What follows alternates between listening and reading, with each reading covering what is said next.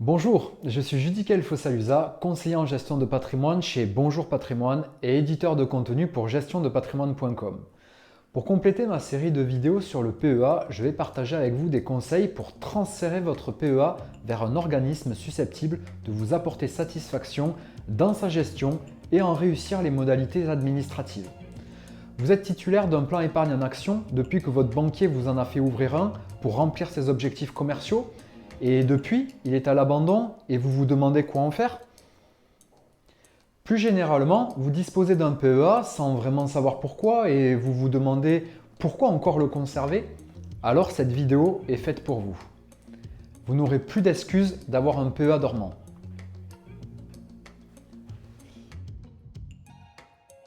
La première question à vous poser est de savoir ce que vous voulez en faire par la suite. En effet, le choix du nouvel établissement ne sera pas le même si vous souhaitez faire votre sélection de titres vifs vous-même ou si vous souhaitez en déléguer la gestion.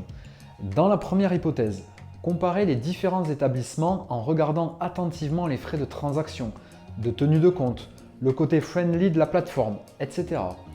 Et dans la seconde hypothèse, préférez la qualité, la notoriété de la société de gestion qui aura à charge de gérer votre portefeuille présent sur votre PEA. Attention, le choix n'est pas facile et ce n'est pas pour autant qu'il ne faut pas regarder les frais. Notre cabinet est là pour vous aider sur ce point. Une fois l'établissement choisi, que va-t-il se passer maintenant? Vous devez savoir que vous ne pouvez pas choisir de transférer une partie de votre PEA. C'est l'enveloppe tout entière que vous transférez, avec son ancienneté.